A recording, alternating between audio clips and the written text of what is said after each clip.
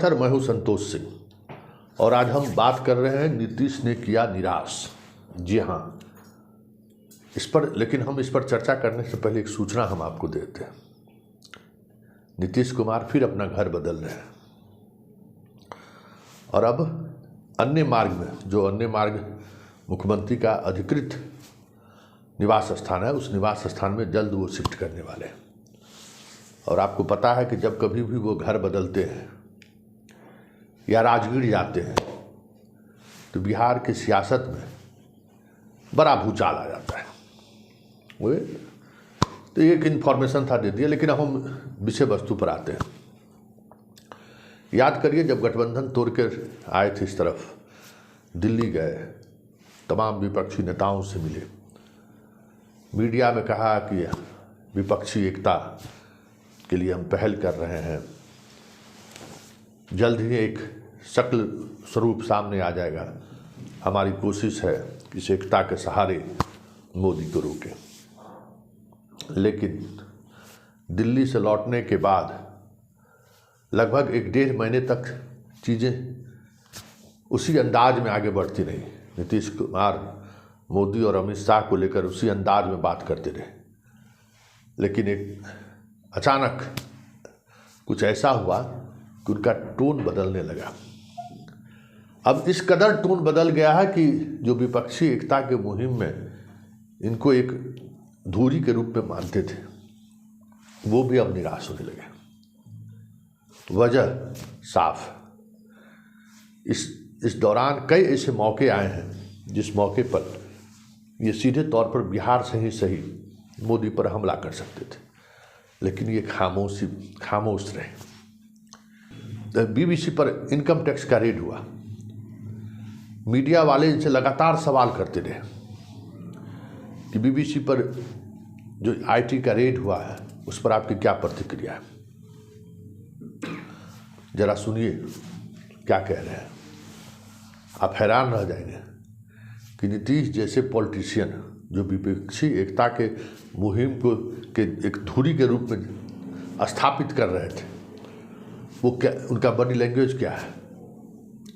कल सारा विपक्ष हमलावर था इस घटना को लेकर ना, लेकिन नीतीश क्या कह रहे हैं जरा आप भी सुनिए। मुख्यमंत्री जी बीबीसी कार्यालय में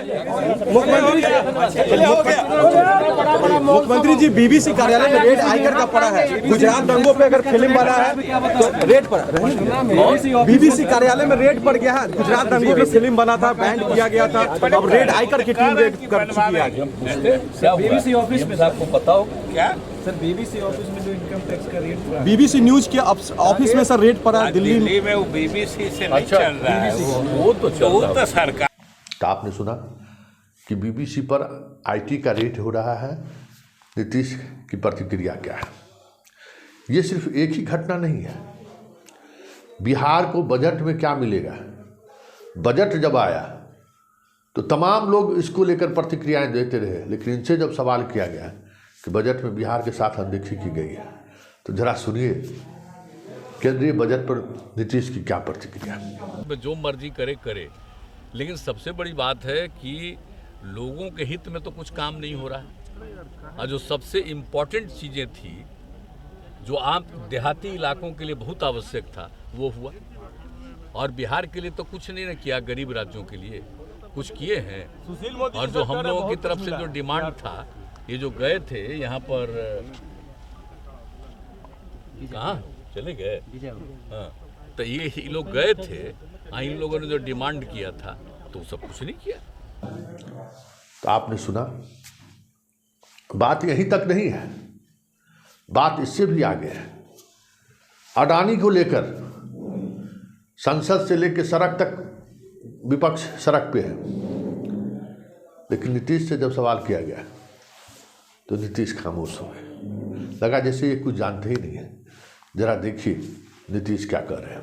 अडानी को लेकर कई सारी बातें हो रही हैं और मांग भी हो रहा है सदस्यों के। हाँ, तो कुछ इधर सुने हैं, देख रहे हैं कि उसका काम उनका कोई खास मतलब नहीं है, तो देखना चाहिए। अब तो आ ही गया, सब चीज प्रकाश में आया है, तो हम लोग तो छात्रावास, तो ऐसे कई राष्ट्रीय मुद्दे आए हैं जिन मुद्दों के सहारे नीतीश और अमित शाह पर सीधा हमला बोला जा सकता था, लेकिन नीतीश ने उन मसलों पर चुप्पी साध लिया। तो क्या कहेंगे कि नीतीश ने जिस मुहिम की शुरुआत या जिस मुहिम का बीड़ा उठाया था एनडीए से बाहर आने के बाद, क्या उससे वो अब दूरी बनाने लगे हैं?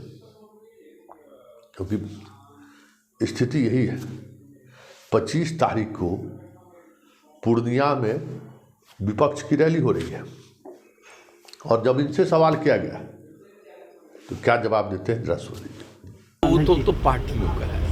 हम लोग जो जिस एक साथ में है, एक पार्टी का, 7 पार्टियों का, उनका है तो अलग चीज़ है। हम तो अभी जो भी देख रहे हैं ना, वो तो विकास का काम, लोगों की कोई समस्या उसका काम, और वो तो पॉलिटिकल मीटिंग है।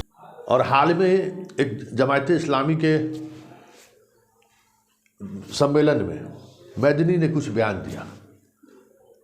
उस बयान पर नीतीश की क्या प्रतिक्रिया है, जरा देखिए। एयरपोर्ट को लेकर जब सवाल होता है उस पर क्या प्रतिक्रिया होती है, जरा ये भी सुनो। तो ऐसे कई राष्ट्रीय मुद्दे आए हैं जिन मुद्दों के सहारे नीतीश और अमित शाह पर सीधा हमला बोला जा सकता था, लेकिन नीतीश ने उन मसलों पर चुप्पी साध लिया। तो क्या कहेंगे कि नीतीश ने जिस मुहिम की शुरुआत या जिस मुहिम का बीड़ा उठाया था एनडीए से बाहर आने के बाद, क्या उससे वो अब दूरी बनाने लगे हैं? क्योंकि स्थिति यही है। 25 तारीख को पूर्णिया में विपक्ष की रैली हो रही है और जब इनसे सवाल किया गया तो क्या जवाब देते हैं, जरा सुन लीजिए। सर, जामियत उलीमा के चीफ महमूद मदनी ने कहा है कि जितना भारत मोदी का है और भागवत का है, उतना ही भारत मेरा भी है। क्या 24 को लोकसभा चुनाव को लेकर ऐसी बयानबाजी हो रही है कि जाति धर्म? सर लालू जी पता चलेगा तब हमको जानकारी नहीं, हम तो इधर घूम रहे हैं ना। तो आपने सुना,